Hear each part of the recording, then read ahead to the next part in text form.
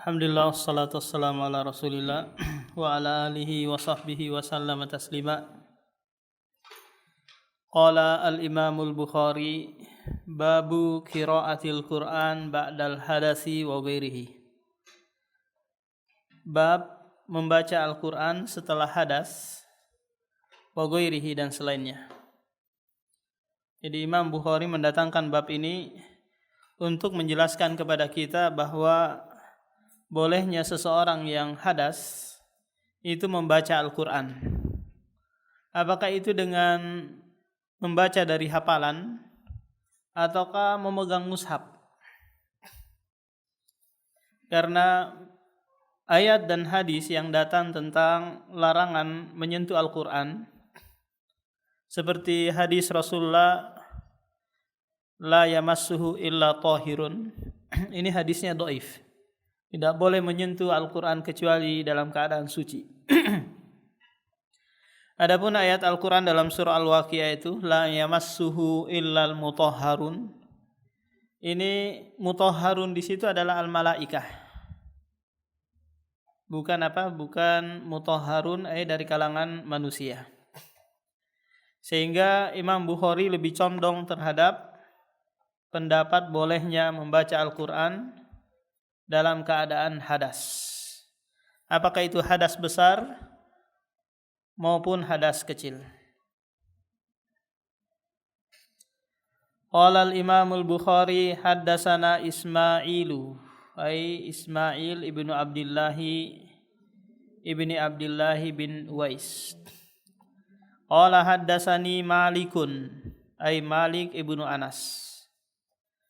An Makhramata ibni Sulaiman an Quraib bin Muslim, mantan budak dari Abdullah bin Abbas.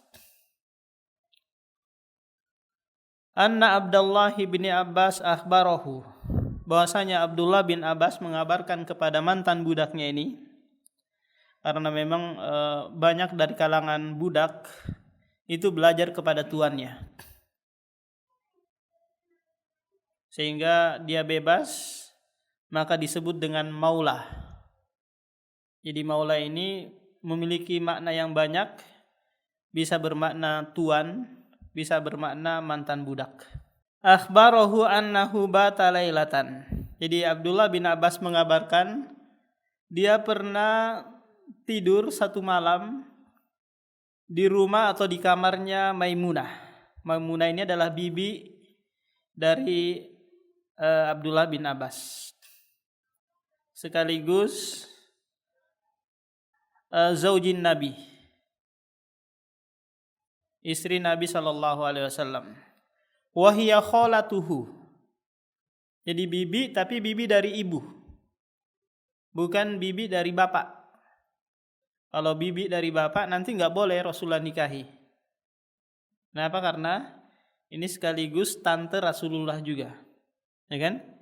Karena Rasulullah itu sepupu satu kali dengan Abdullah bin Abbas. Al-Abbas saudara dengan Abdullah, saudara juga dengan Sofia dan yang lainnya. Wahiyya kholatuhu. Jadi khola ini tante dari jalur ibu. Kalau ammatun itu tante dari jalur bapak. Jadi dibedakan.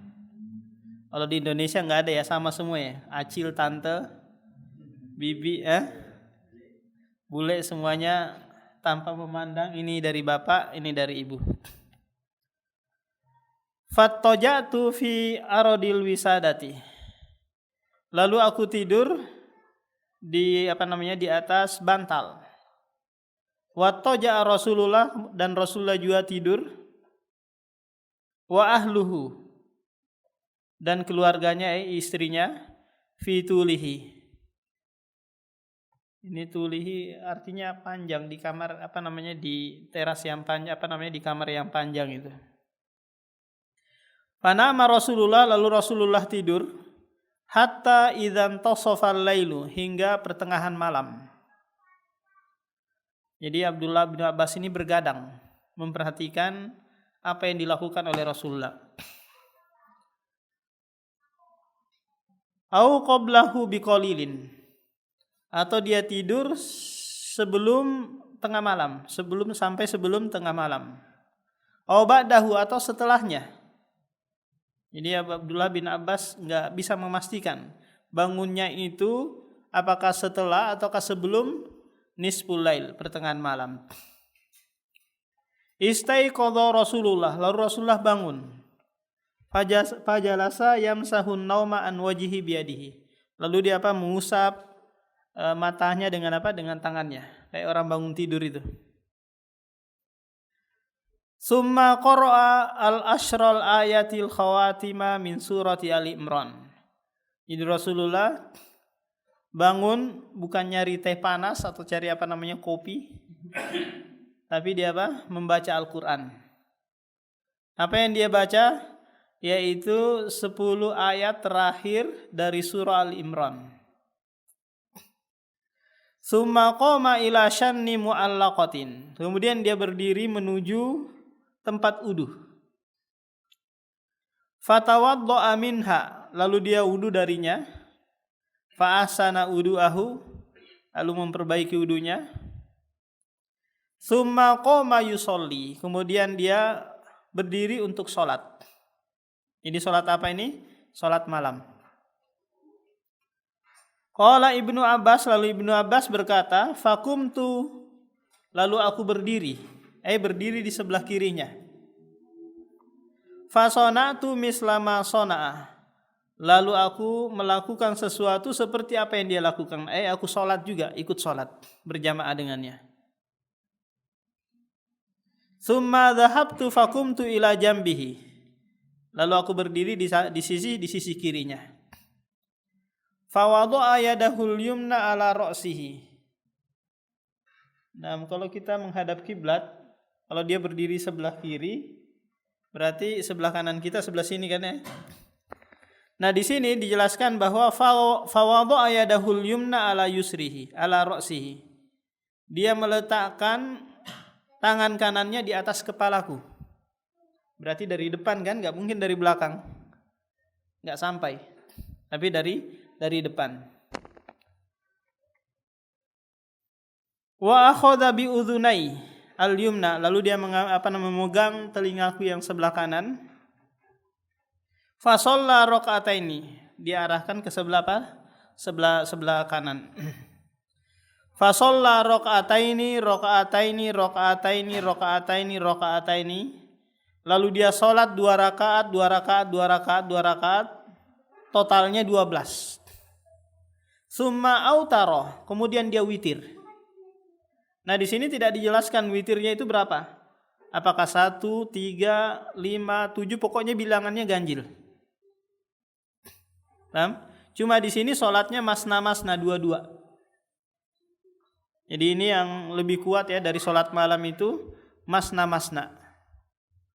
Bukan 4-4-3. 4-4-3 dan kaifiatnya seperti kaifiat salat duhur, yaitu 2 tasyahud.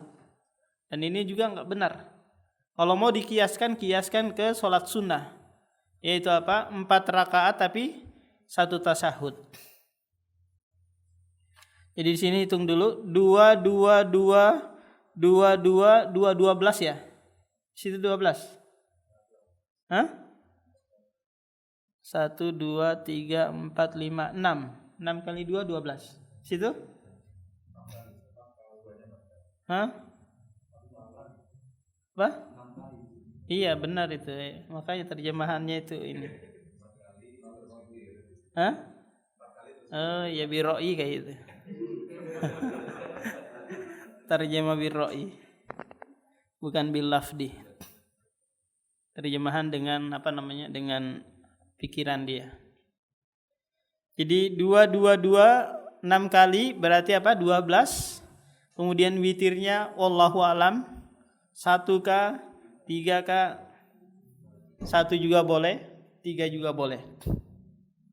Nah, tak kala kita mau mengerjakan sholat taraweh atau sholat malam 13 rakaat, bisa seperti ini, 2 sholat malamnya, sholat witirnya, kemudian ditutup 1 witir. Atau 5, kemudian 3 witirnya, atau 8, kemudian 3 witirnya, Paham?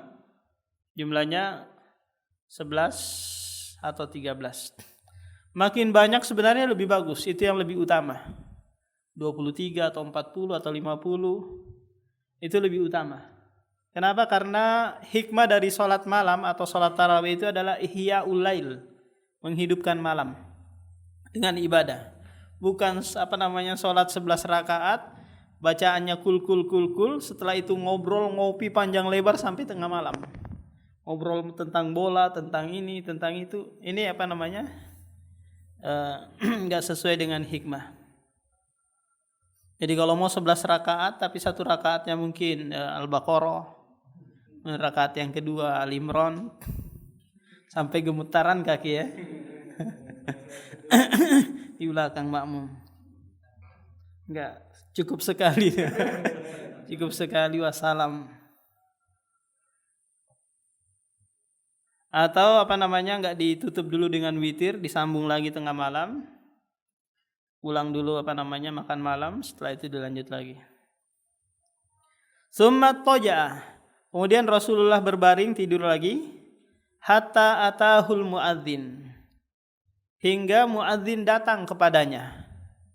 Jadi Rasulullah itu didatangi muadzin, diketok rumahnya, sudah azan. Nanti Rasulullah yang menentukan qomatnya. Padahal rumah Rasulullah dengan masjid kan berdekatan ya. Gak kedengaran azan ya, mungkin karena tidur. Sehingga Bilal datang atau Ibnu Ummi Maktum datang mengetok. Faqoma shalla raka'ataini khafifataini. Lalu dia sholat 2 rakaat. Sholat qobliyah subuh.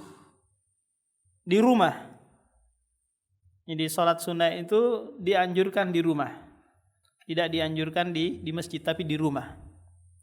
Di antara hikmahnya adalah pertama, menghidupkan rumah itu dengan sholat. Yang kedua, meredam pertikaian pasutri. Ini di antara hikmahnya. Jadi kalau pasutri sering bertengkar, berarti jarang ditegakkan sholat sunnah di rumah. Summa kharaja fa shallas subha. Kemudian dia keluar lalu salat subuh. Nah, yang menjadi syahid terhadap bab yang dibawakan oleh Imam Bukhari ini adalah perkataan Ibnu Abbas di sini, yaitu setelah Rasulullah bangun dari tidur, dia langsung membaca Membaca Al-Qur'an. Nah, ini yang menjadi syahidnya di sini. Bahwa orang yang bangun tidur kan tentulah dia hadas. Nah, di sini Rasulullah langsung baca Al-Qur'an tanpa wudu. Wudunya kapan? Setelah membaca Al-Qur'an. Paham, Pak? Ini menunjukkan bolehnya membaca Al-Qur'an meskipun dalam keadaan hadas. Nah, timbul pertanyaan, di sini kan belum ada mushaf. Rasulullah pun enggak bisa membaca Al-Qur'an. Kenapa? Karena dia ummi. Lantas dari mana? Oh ya, Rasulullah membaca dari hafalannya. Babu man lam yatawaddo illa minal ghusyi al-musqili. Bab orang yang tidak wudu kecuali tertimpa padanya kebingungan yang berat. Tapi ini nanti enggak wudu, dia hanya menyiram kepala.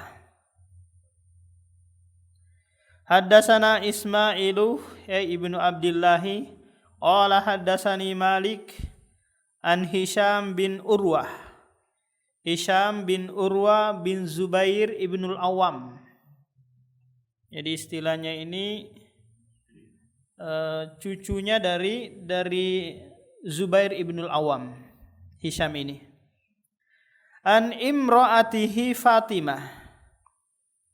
Jadi Fatimah ini anaknya Al-Munzir, namanya itu Fatimah bintu Al-Munzir bin Zubair ibnul Awam. Jadi dia nikah dengan dengan Fatimah. Ini istrinya Fatimah ini. Coba perhatikan dulu. Zubair ibnul Awam memiliki anak Al-Munzir dan Urwah, ya kan? Al-Munzir ini melahirkan anak namanya Fatimah. Kemudian Urwah melahirkan anak namanya Hisham. Berarti sepupu berapa ini? 1 kali. Menunjukkan apa? Bolehnya seorang itu menikahi sepupu sekalinya. Karena Fatimah ini sepupu 1 kali dengan Hisham. Sama dengan Ali bin Abi Thalib nikah dengan Fatimah. Itu sepupu 1 kalinya. Bukan. Rasulullah dengan Ali sepupu 1 kali. Nanti kalau ada lagi. Bukan sepupu. Iya, Ali bin Abi Thalib kan saudara dengan Abdullah bin Muttalib. Iya gitu. Kalau ada anaknya Ja'far gitu, anaknya Ja'far nanti dengan Fatimah sepupu 2 kali. Kalau Ali dengan Rasulullah itu sepupu 1 kali. Karena bapaknya Ali itu pamannya Rasulullah, Abu Thalib. Anjaddatiha. Jadi Fatimah meriwayatkan dari neneknya. Siapa neneknya? Asma. Asma ini saudara beda ibu dengan Aisyah. Ya, jadi Abu Bakar 2 kali nikah. Punya anak Asma dan Aisyah. Aisyah saudara dengan Abdurrahman ibnu Abi Bakar As-Siddiq. Binti Abi Bakar annaha qalat. Jadi neneknya mengabarkan kepadanya, qalat ataitu Aisyata. Aku mendatangi Aisyah. Siapa di sini? Asma. Zaujan Nabi, istri Nabi sallallahu alaihi wasallam. Hina khosafati syamsu. Takala matahari gerhana matahari. Fa idzan nasu qiyamun yusalluna. Tiba-tiba manusia berdiri untuk salat, salat gerhana. Wa idza hiya qa'imatun tusolli. Dan Aisyah ikut salat gerhana ini.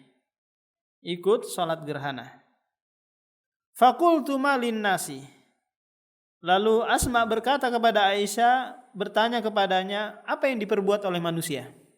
Salat apa ini? Fa asyarat biyadiha. Lalu Aisyah memberikan isyarat ke langit. Kamu lihat sendiri aja ke langit. Karena dia enggak boleh menoleh ke atas. Ini membatalkan salat. Jadi ini memberikan penjelasan kepada kita bahwa boleh memberikan isyarah, tapi isyarah yang dibutuhkan. Di mana LKMD kita lagi sholat? Sana aja. Atau tunjuk ke depan. Nah, wa qalat subhanallah. Kemudian Asma berkata subhanallah. Fakultu ayatun. Lalu dia mengatakan ini adalah ayat, tanda kebesaran Allah Subhanahu wa taala. Yaitu apa? Terjadinya gerhana. Fa asyarat an-na'am. Lalu Aisyah memberikan isyarah na'am. Menggoyangkan kepalanya menunjukkan iya. Fakumtu hatta tajalani al-ghashiyyu. Lalu aku tetap berdiri hingga kebingungan itu hilang dariku. Jadi dia bingung, kenapa manusia seperti ini? Apa yang terjadi? Karena barusan dia lihat seperti ini kondisinya. Wa ja'altu asubbu fawqa ra'si ma'a. Lalu aku menuangkan air ke kepalaku. Nah, ini enggak wudu dia ya. Dia nuangkan air saya karena bingung melihat kondisi ini. Falamma ansarafa Rasulullah, takala Rasulullah selesai melaksanakan salat gerhana, hamidallaha wa asna alaihi. Rasulullah berkhutbah. Jadi ini disunahkan juga, selesai gerhana, selesai salat gerhana, dia khatib atau imam berkhutbah, menyampaikan materi. Summa qala ma min syai'in kuntu lam arahu illa qad araitu fi maqami hada. Tidak ada sesuatu yang dulu aku tidak pernah melihat kecuali saat ini aku melihatnya. Di saat aku berdiri ini. Hattal jannata wan nar, hingga surga dan neraka diperlihatkan. Diperlihatkan kepadaku. Jadi ini kekhususan Rasulullah SAW, dia bisa melihat sesuatu hal yang gaib. Bukankah surga dan neraka ini perkara yang gaib? Diperlihatkan apa yang sedang terjadi di dalamnya, siapa yang sedang disiksa, siapa yang sedang merasakan kenikmatan, itu dilihat.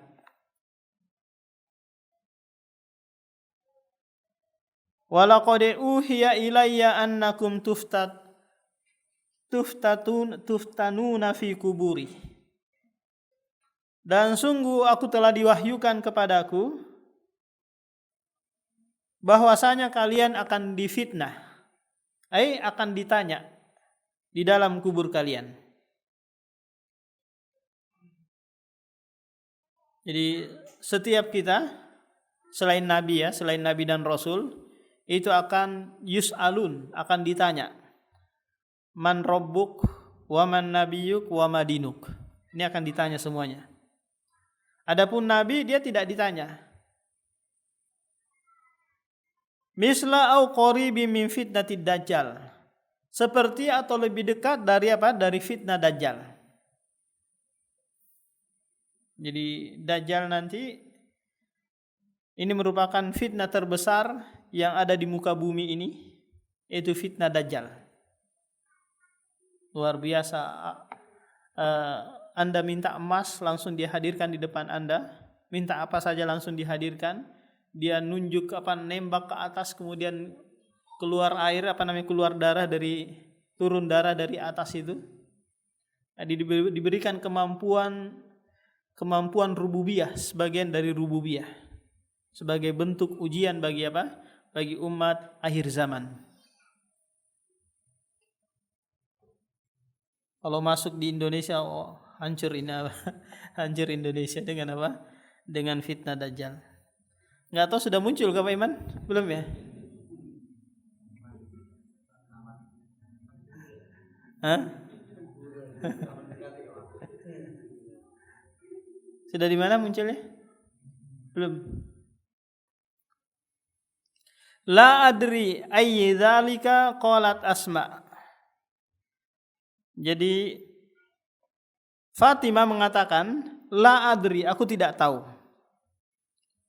Yang mana yang diucapkan di antara dua hal tersebut yang diucapkan oleh Asma, yaitu apa? Misla au qarib. Karena di sini Fatimah mendatangkan huruf au. Au ini dia tufidu ikhtiar. Bisa juga tufidu syak, memberikan keraguan, ini atau ini. Sehingga dia bimbang, enggak bisa meyakinkan bahwa ini yang diucapkan ataukah ini. Yu'ta ahadukum fayuqalu lahu, ya akan ditanyakan kepada salah seorang dari kalian, ma ilmuka bihadzal rajuli. Ma ilmuka, apa yang engkau ketahui tentang pemuda ini, tentang Rasulullah sallallahu alaihi wasallam yang diutus. Ini menunjukkan bahwa seseorang itu harus belajar tentang nabinya, tentang Rasul yang diutus kepadanya. Apa tujuannya dia diutus, kemudian apa yang dia bawa, apa yang dia perintahkan, dan apa yang dia larang. Bukan hanya belajarnya setahun sekali pas maulidan saja, sambil rebutan telur. Yang ada di ingatannya hanyalah makanan dan rebutan-rebutan makanan. Jadi setiap umat Nabi Muhammad dituntut untuk apa? Mempelajari sirah perjalanan Rasulullah. Karena ini bagian dari bentuk syahadati anna Muhammadur Rasulullah, persaksian bahwasanya Muhammad adalah utusannya. Coba Bapak kalau bersaksi terhadap sesuatu, sementara Bapak tidak paham dengan sesuatu itu, maka bapak nanti bisa syahadatuz zur, persaksian dusta, persaksian bohong. Dia harus mengilmui. Ilmu itu terlahir dari suatu hal yang yakin, bila syakin wala dhannin wala wahmin.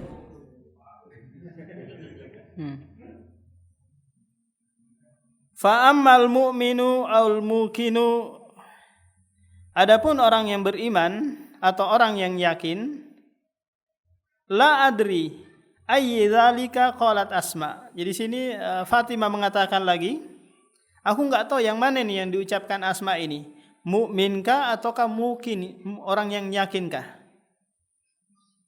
Fayaqulu huwa Muhammadur Rasulullah, maka orang yang beriman akan mengatakan dia adalah Muhammad Rasulullah. Ja'ana bil bayyinati wal huda, datang kepada kami dengan petunjuk dan huda. Huda yang dimaksud di sini adalah hidayatul irsyad wal bayan. Jadi Rasulullah memberikan penjelasan dan pengarahan. Adapun hidayatul taufik itu tidak diberikan oleh Rasulullah. Fa'ajabna, lalu kami mengijabahinya, mengikuti arahan, mengikuti penjelasannya dan mengamalkannya. Karena Allah Subhanahu wa taala nanti akan bertanya kepada setiap umat Rasulullah, madza ajabatumul mursalin? Apa yang kalian ijabahi dari seruan Rasul? Wa amanna wattaba'na, kami beriman dan kami mengikutinya. Fayuqalu lahu nam sholiha. Jadi malaikat akan bertanya kepada orang mukmin yang bisa menjawab pertanyaannya. Apa yang dikatakan malaikat? Nam. Nam ini tidurlah dalam keadaan soleh, dalam keadaan layak, dalam keadaan tenang, seperti layaknya pengantin baru.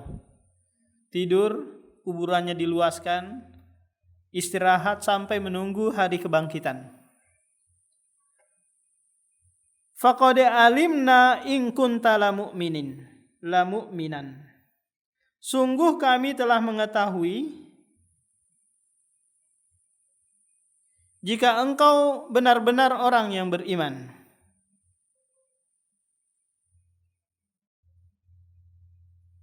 Di situ diterjemahkan apa? In di sini sungguh atau jika?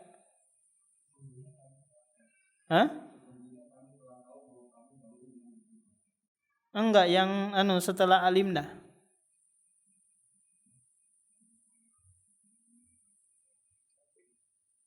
Faqad alimna, sungguh kami telah mengetahui. Innya di situ diterjemahkan apa? Jika atau sesungguhnya?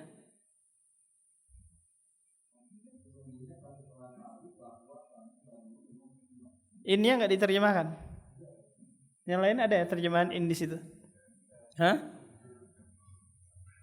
Jadi ini tuh dia bermakna banyak sekali, bisa bermakna syarat, bisa bermakna nafi, bisa bermakna taukid. Kalau dia taukid berarti dia in yang di mukhaffaf, yang diringankan, yang tadinya asalnya adalah inna. In kunta la mu'minan, engkau benar-benar orang yang beriman. Berarti malaikat ini sudah mengetahui sebelum dia tanya. Paham? Dari mana pengetahuan malaikat ini? Mungkin diinformasikan oleh Allah Subhanahu wa taala. Karena malaikat juga adalah makhluk Allah yang tidak mengetahui perkara yang gaib. La ya'lamul ghaiba illallah. Tidak ada yang mengetahui perkara yang gaib kecuali Allah. Wa ammal munafiku awil murtabu, adapun orang munafik atau orang yang ragu, bimbang lagi di sini. Jadi periwayatannya periwayatan yang syak. La adri, kemudian Asma Fatimah mengatakan la adri, yang mana yang diucapkan oleh Asma ini? Munafikkah atau murtab? Fayaqulu la adri sami'tun nasa yaquluna syai'an faqultuhu. Kata si munafik ini, aku tidak tahu. Tak kala dia ditanya oleh malaikat, man rabbuk wa man nabiyyuk wa ma dinuk, Maka munafik ini menjawab, la adri, aku enggak tahu. Sami'tun nasa yaquluna syai'an fakultuhu. Aku mendengar manusia mengucapkan sesuatu, lalu aku itu ikut-ikutan. Jadi orang muqallid, orang yang ikut-ikutan, berarti dia dihukumi dengan apa? Dengan jahil. Kemudian si munafik ini dipukul dengan palu yang besar. Setiap kali pukulan itu teriak dengan sebesar-besarnya sampai seluruh makhluk mendengarkan kecuali manusia. Lau sami'al insanu lasa'iqa. Seandainya manusia itu mendengarkan, niscaya dia akan pingsan. Jadi yang menjadi syahid dalam bab ini yaitu perbuatan Asma. Tak kala dia dihinggapi rasa bingung yang sangat berat, dia menuangkan air ke kepalanya. Tapi dia tidak wudu ya. Karena Imam Bukhari mengatakan malam yatawaddo, orang yang tidak wudu kecuali minal ghosyi al muskil. Nah, ada yang mau ditanyakan Pak sebelum kita tutup ini?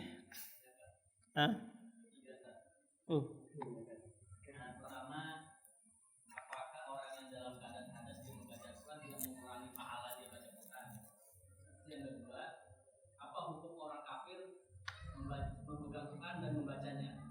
Yang ketiga, hukum kunut di witir. Hukum kunut di witir. Kunut di saat witir. Jadi kunut witir itu dianjurkan apakah mulai dari awal Ramadan hingga akhir ataukah mulai dari pertengahan, tapi lebih sunnahnya itu di pertengahan. Mulai dari tanggal 16 Ramadan hingga akhir Ramadan. Iya, mungkin karena enggak hafal bacaannya kali. Enggak hafal. Kunut witir. Jadi seakan-akan orang-orang sunnah ini meninggalkan kunut. Iya, bukan seakan-akan, mungkin karena itu tadi, person saja. Di masjid-masjid lain baca juga. Pertanyaan yang kedua tadi tentang apa? Tentang janda ya? Kirain tentang janda.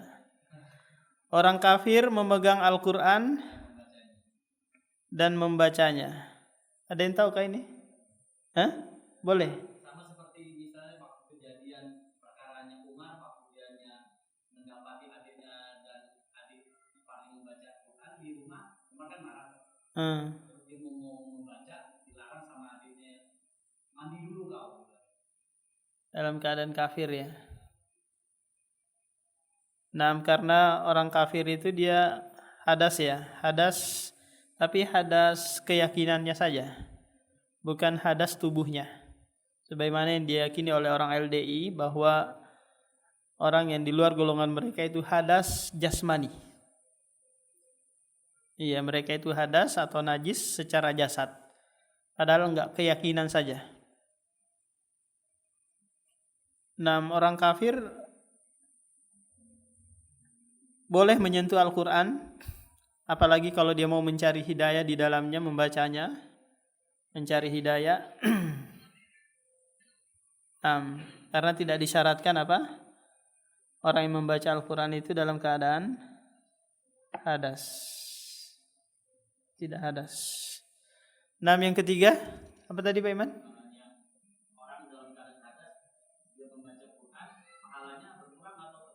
Ya, kita tahu bahwa membaca Al-Quran di dalam sholat sekian pahalanya, di luar sholat sekian pahalanya, ada kan ya? Kemudian orang yang hadas juga sekian pahalanya disebutkan itu. Cuma masalahnya yang jadi pembahasan kita di sini adalah membaca Al-Quran itu dibolehkan bagi mereka yang hadas. Pahala tetap dia dapat setiap ayat yang dia baca. Itu beda dengan kalau dia membaca di dalam sholatnya atau ketika dia sedang wudu. Tidak mengurangi pahala, tapi ada pahala plus lagi kalau dia Ya udah. Nah, yang lain Pak?